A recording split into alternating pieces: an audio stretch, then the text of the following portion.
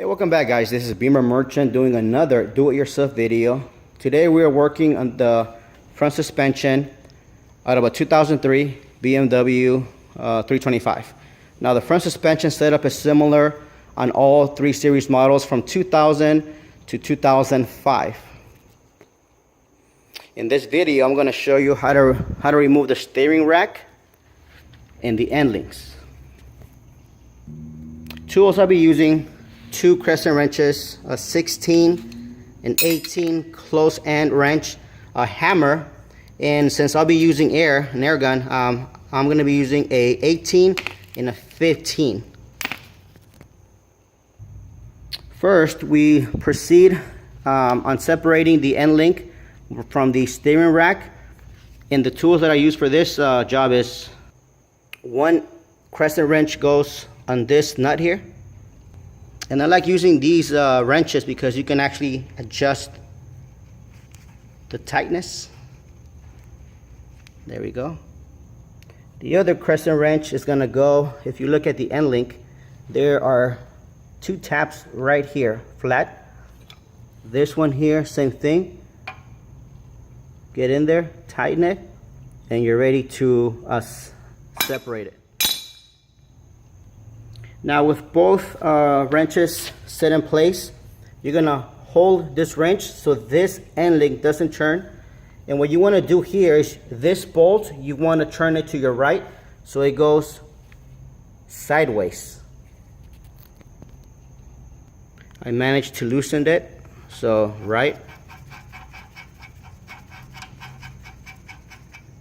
as far back as you can. Now you might notice this yellow mark. In most cases, it's always a good practice, if your steering rack is working properly and you want to replace your end links here, it's always a good advice or a good idea to mark the threads. The reason why is once you put new threads, new end links, you can always go ahead and turn them and stop at the last thread. And that way your realignment is not going to be way too off. Of course, you're still going to get your you're going to need to get your car realigned. We're done there. Leave that as is. You come back here to the bolts, take your 18 close end wrench. In most cases, this bolt here is pretty tight in there. What I like to do, I like taking my hammer here, and while I hold this wrench with my right hand, I actually whack the side of the wrench with the other, and that'll allow you to loosen this bolt. You can proceed to remove the bolt. Alright, once this bolt is off, we need to remove the end link.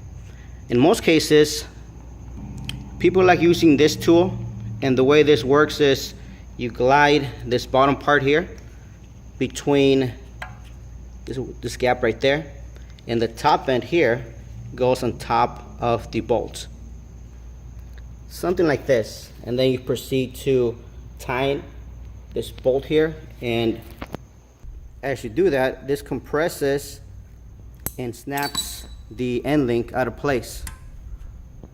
I personally don't like this bolt, this tool here. Instead, I use a old school trick. You take this hammer here, and what you do is you want to whack it. You want to whack this part right here, this cast iron. Smack it here, which I've done already. As you can see, there's a few indentations. Gone ahead and just smack it. Again, be very careful. And what happens is the vibration causes the end link and the housing to separate. At this point, if all you wanted was to replace the end links, you unscrew this, end link is out, and then if you're replacing this, just get the new part and screw it back in. And that is why, as you can see here, this mark, if I was just replacing the end link, I would stop where the yellow mark right here at the end, right there.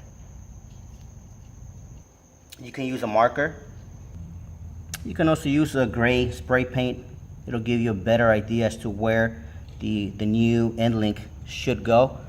And with these, they should come with right here, this one is the left.